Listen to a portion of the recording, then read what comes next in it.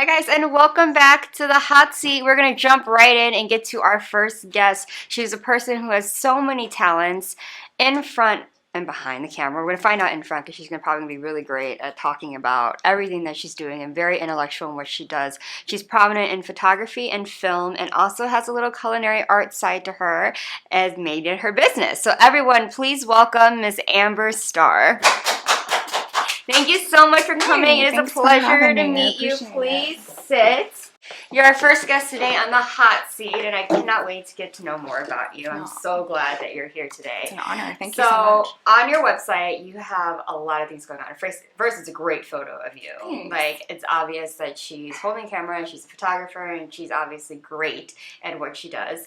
And then you also have a section where you do sell treats like macaroons and things like that. You are prominent in culinary arts because that's something that you kind of love on the side of everything else. So please tell the viewers like what it is, like what's the start? How did you get into doing all of these things? Oh, wow. So my love of photography and video work started a long time ago. I actually was a photographer's assistant in a studio growing up, and so it caught my eye to take people's pictures, and then I became curious about their stories, so I just wanted to continue. I couldn't get enough. I went to school, got my bachelor's degree, and I kind of fell out of my love. I think we all kind of get burnout on things, right? And so on the side, something that I've always done is my sweet treats. And by the encouragement of family and friends, they asked me to start selling it. And so I make all these cake bombs and sugar spears and macaroons, all kinds of sweet stuff. And that encouraged me to pick up my camera again. So sometimes as an artist, we kind of devil out of things, right? And then it takes another art form for us to get back into it. So that's my story. Yeah, so what really drew you? What was really the motivation that you're like, oh my God, I want to be involved in camera work in the beginning? I think it was just having these simple conversations with people.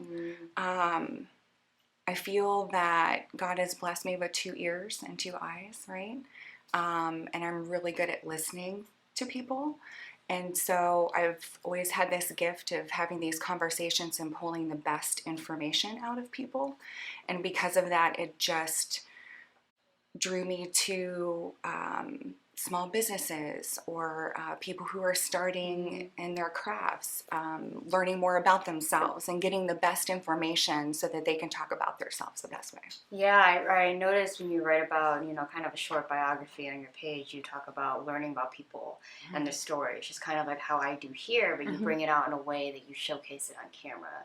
Because a lot of times people, even in this situation, we have a camera here, even though we're talking, it takes a minute for people to really showcase who they truly are and how to bring that out. So is there a way that you might talk to a client or do a certain job or even on your own collab time that you'll kind of bring that form out of them in form of a picture? So I think it's really important to take time to get to know your client, who you're talking to. Just like you looked up all of my information about what I do. I take time to have conversations and listen to people about what their fire is and what their passion is. I also take time to interview 2 or 3 people that are around them. Maybe their spouse or maybe their best friend or maybe an assistant that works for them.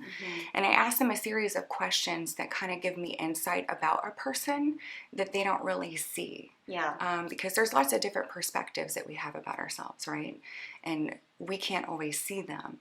And so I use those resources of people who love them and care about them and want them to flourish. I ask them those questions and then I guide them with that information to bring out their light. Yeah, I love that. Thanks. So that means you care. I means do. You put time and effort into making something of quality. Absolutely. Right? You don't just take pictures or film something just for content's sake. You do it to actually have meaning behind those things. So is there something that is probably your favorite work of art in regards to either film or photography that you've done that still stick with you to this day? Oh, wow. I don't know. I think, honestly, I really like taking pictures of food. I do. I love taking pictures of food. To me, as a photographer and video work, lights is really important to me. Yeah. And the register of that, creating that dimension. So I would say food, any kind of still work, or even just, fine art portraiture, I would think would be, as far as people goes. But yeah, that would be it. Yeah, more food photography, product photography. I do. They don't back talk. I can post them however I you want. can do it, right? And it's an They art. stay still. They don't go anywhere. And because you have baking experience, cooking experience, you kind of know like what's really aesthetically pleasing. Yeah. Because even when we watch commercials of restaurants and things like that, the time they spend to do that one shot. Right? Yeah. It's a lot of care into that one thing to make it picture perfect. Absolutely. Like we're talking like 6 hours for like that one burger. Yeah. And all the tricks in the trade and the hairspray and the glue and the, the misting. It's crazy the amount of effort that we put in to make things look perfect, for the screen or for pictures. Yeah. But it's fun. I like that. So where is your passion going towards the film aspect?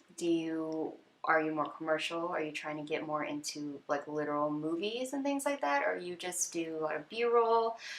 That's a great question. Yeah. I think my passion and my calling has been, I really just want to tell stories about our small businesses. I really want to help people grow and shine. I think people's light to shine bright in the world is important. And I want to highlight that. And I want to give them those opportunities to make them grow and showcase what their talents are. So I would say more storytelling and like commercial, maybe news, editorial, things like that. Yeah. That's what's my calling. That's what's on my heart right now. So. I can see documentary for you too. Absolutely. Some local documentary. A lot of things, because that's where true talent lies. You see a lot of people who really work from the bottom to get to the top, and they're just trying to thrive doing what they love, and that comes from people who put their heart and soul into it. Yeah. So a lot of times that's local places, mom and pop shops, things like that, where you wouldn't normally go. Right. Not as commercialized as the celebrity chefs on the strip, the hotels, things like that. And they need light too, Yeah, everyone does. Everybody needs light. It's a giving culture when it comes to entertainment, which, culinary arts, in a way, is part of that. It's an art. It's trying to, do all of those things. So I know that you grew up in Ohio, like in the Midwest. I'm from Chicago, so we kind of have that comment. Yeah. But so you grew up there, you're really inspired by, was it your family, your mother in particular, that loved to bake and cook and stuff? So my mom, she was a jack of all trades, right? Just kind of like myself. She was a beautician for years, and she did people's hair, but she had a side love of food. And she just had this way of tasting anything in a restaurant or wherever she went, and she would come home and she would identically make it just by her taste buds. She was just so magical about that.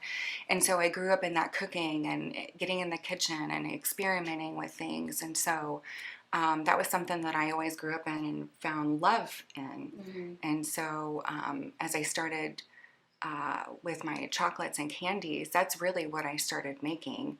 I gave away for Christmas gifts, and then it started evolving into these cake bombs that look like flowers, and then sugar spheres, and it just went into a whole this, how things kind of morph into other bigger things. Yeah, that's kind of how I started, but. Yeah. So as of today, that became your specialty, more so the baking and doing sweets. And like I was just telling a friend recently, like a lot of people are really great at baking, and then some people are really good at cooking, but sometimes like it doesn't like collide. Like I can't baking to me for some reason. It's just not a thing on my end. But on a stove, I could be up there making something edible. But there's just a lot goes in to having the right sweet treats, because you don't want to be that, because it's a bit part of your business. And do you get a lot of clients that come back that are really loyal to you, and is that a really thriving business? I really do. I have a select few that have been going strong. I've only really been pushing this business and my sweet treats for about a year, but I have about a handful of a following that come back for any kind of needs if they want to give gifts. But going back to what you were saying, cooking and baking are completely different. Cooking is more of an expression, right? It's more of I think there's more art to that, even though baking is an art form, it's more precise, kind of mathematical. It is. Because Yeah. you have to do it just right. But yeah, I just enjoy it, and it seems like the customers that I do have that keep coming back, they see what I do, and they enjoy what I make for them, so they keep coming back for more. That's just compliment to you, because any chef, any person who makes something edible is just kind of like, oh my god, if they love it, then like that's all I need. Yeah. I don't care, right? Like, oh my god, like thank you, because you're just hoping that, oh my god, if I mess this up, like, right? Yeah. And I also know that you have your BA in digital photography as well. So a big debate that goes around in entertainment is kind of like, people think that you don't really need an education behind the crafts that go into entertainment, whether it be acting, photography, producing, you get it, right? I'm on the end that I feel like it's very helpful to have the education and that training. It kind of gives you more of a foundation. How was that experience for you in training under photography? Because it came from a passion that you have. Yeah. I don't know. I think I'm personally kind of torn with education and versus experience, because I think with video and photography, it really is about hands-on. So I think a lot of can be said about a person who just hops in and jumps in and gets their hands, roll up their sleeves, gets dirty in it, and that tenure. But I think the educational part, for me, the reason why I wanted my bachelor's is because I felt going into the commercial aspect or advertising aspect, it was important for me to have that piece of paper for seriousness, I guess, if that means anything. But to me, I wanted people to take me serious. And know that I had invested the time that school provides you with, showing that you go through those, you put the time in, right? So that's why that was important to me. But I still am on the fence, because I know that if I would not have done my bachelor's, I still think I would have learned as much at being a shadow to someone too. So I think it depends on like what realm you want to go into and what you're trying to communicate or who you want to work with, right? For me, because I wanted to go into the advertising and commercial work, I felt like having that bachelor's was kind of like a more professional stance for me as a woman. So. When it comes to marketing, especially these days, people it's a whole thing. Social media, billboards, online presence. In marketing, a lot of people are fighting for those spots because, and so that's why, and it's competitive across the board, especially in any art culture. But I realized having that training experience on top of then also going out there and just learning as you're doing, you have something that no one can take away from you. Exactly. And you can't, if you try to go backtrack and go back and get it, that's like time, right? And it takes a while, and it's a lot of work, and it's to center yourself and humble yourself, and then just letting go and being like, just tell me, what am I doing today, right? Exactly. Yeah. And learning things that you might not necessarily ever use, but it's having that, discipline.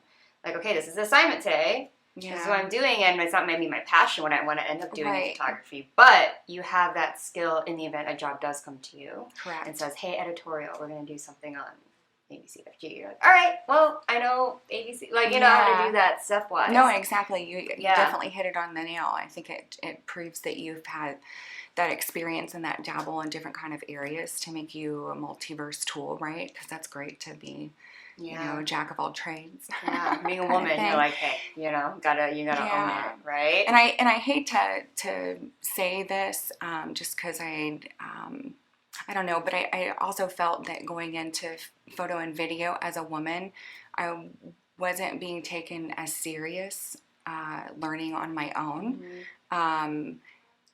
It's kind of a man's world. Yeah. And I don't like saying that because I think we're everywhere. We can do whatever we want. But it really is kind of a man's profession. And so for a woman to hop in, it was important to have that piece of paper to say, hey, like, I really know what I'm talking about. I'm not just a dumb blonde. Like, please take me seriously. Please respect me as an equal. Which is all kind of that we ask for. Just don't talk down to me like, oh. It's the proving yourself that kind of takes a lot of work. So is there anything that you're working on now that you can kind of talk about? Like, where is your life kind of leading at this moment in time? So right now I have my food photography on display at the Arts Factory. Nice. It's to me that is an honor. If anyone knows about the art scene here in Vegas, the Arts Factory, I believe, is the heartbeat. I have my food photography on display in the Libra and Leo room. It's on the second floor in room 248. You can go in there and you can see all my sweet treats. That's what I have up there for display. And so what I'm actually looking to do, Libra and Leo, she's a candle maker. And she makes all natural candles. She's a fabulous woman. Everything is with intention. And her room is with intention. She hand selects the people who come in and are guest vendors. And so the space is not just for her, it's for multiple vendors of things that people make with their hands, their heart, their intentions behind it. So we have quite a few different vendors in that room, in that space. And my goal is to tell each of their stories. We have Cactus Jeff, we have Sensual Healing for Vegas with Angelina. We have all kinds of people in there. So I think I'm going to start there. Yeah. And then see where it all goes. That's actually a great kind of way to work the room. Yeah, no, exactly. It's fantastic. So I'm sure there's a story behind everything, and it comes full circle because that's why you're here, and I would love to hear that because every artist, there's something behind it that makes this art into what it is. And so what's who the are why? the people? Right. Like, what's the why? Yeah. And how? And, like, you know, what is the end goal? And so that leads me to say to you is that, like, where are you looking to end up? What kind of legacy are you trying to leave behind for yourself? Wow, that's such a big question. I don't know. I think I just want to... I'm a big believer in storytelling. I think we all have a story and we all need to share it so that we can inspire the next person coming along to help them learn from our mistakes so that they do better. I think just my legacy is just to help people tell their stories, share them in the most brightful way, and so that everyone can be successful. And hopefully that can be infectious and contagious to other people too. Yeah, that's why I can't wait. I think you should really do a documentary. That'd be fantastic. Wow. How long have you been in Vegas? So I moved here in 2010. Okay. And I actually started a documentary with an artist in the Arts Factory, but he passed away. And I still have a lot of footage of his, so I'm hoping to pick that up. I've kind of healed his loss. That was a rough loss, but I've been here since 2010. I married a sailor and left for 3 years and went to Connecticut. And then we decided to retire here, so we moved back in 2019. Okay. So I've been here kind of off and on for almost 13 years, I guess. So you came back to a whole new Las Vegas. It was since crazy. You left. Yeah. Yeah. I mean, the art scene's picking up too, like in all areas of art. Oh, I'm so hopeful and so joyful at what has happened on Main Street. Just from the time that I left in 2016 and came back in 2019, and just in that amount of time, it was kind of a sketchy area. I mean, there was a lot going on. It wasn't really the warm and cuddly safest place. Yeah. And you know, people like Derek at Rebar and you know, recycled propaganda folks and the antique Main Street peddlers. They've really invested in that part, and it's just so nice to see it bright and thriving. You know? Yeah, the arts it. district is really thriving right now, especially It is. for the locals and the newer generation that's coming in, performing, loving music, songwriting, things like that, which is so interesting because we had a talk show before this, and we actually were talking about maritime culture and then also about downtown. So it's interesting that you were like, oh, I married a sailor and then Main Street, downtown. I was like, oh my God, it came full circle. It does. Like, Isn't that funny? It does. It's amazing. So where really is your goal, apart from telling stories? Is there some place that you want to settle here? Do you want to contribute to Las Vegas art culture, or do you want to expand? I don't know yet. To be honest, I mean, I'm not sure. Because I had lost my love of doing photography and video work. I just started back into it, getting that passion back. Because for a long time I was really bitter. I didn't want to pick up my camera equipment. I didn't want to touch my lighting. It was a sad place, you know, when you find joy in something that you love and then you lose it like that. It was sad. So I don't know. We'll see where it goes. Yeah, I love that. Just follow God's plan. Yeah. And I always ask kind of this last question to all of my guests because it kind of sums up their whole interview, how they answer this question. And it's, is there a philosophy that you live by?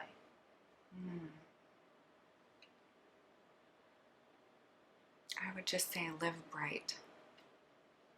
That's it. Live bright and shine bright. Yeah. Yeah, the brightest you possibly can. Like Main Street is now. Yeah. It comes full circle. I love hearing the answer because whenever they say anything, it really sums up your whole vibe. The story that you told and how you answered just shows kind of the authenticity of your story, why you do what you do, and all of those things, which is amazing because every answer is different. Everyone has a different path that they're going on.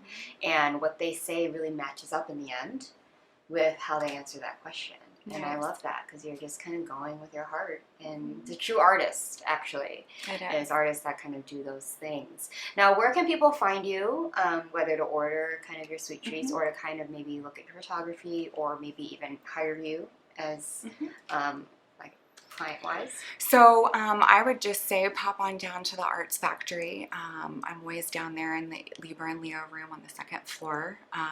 You can find displays of my sweet treats. I also do pop-ups in there throughout the month. And you can also order online all my sweet treats. Definitely check that out. There's some fabulous stuff, especially if you like to entertain. That's at starrsview.com. Yeah. Amazing. You do social media at all? Instagram, Facebook? I do. Yep. Is that at Amber Starr? So my photography is A Starr's View for You, and then my sweet treats is A Starr's View Sweet Treats. That's it. Period. Very simple. There you go, guys. The woman, a jack of all trades, just kind of like your mother.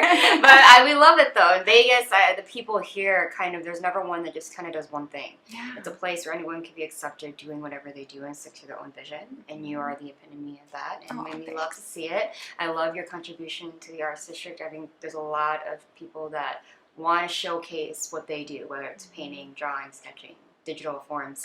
So I'm glad that you already are showcasing and you're there and you're passionate and supporting the arts. Amber Starr, everyone, thank you for being here on the hot seat. It was a great story. I hope to have you back soon. Absolutely. Definitely going to check out your pages. It's amazing. So guys, don't go anywhere because we are going to meet our next guest who is another powerhouse woman, so you don't want to miss that. See you after the break.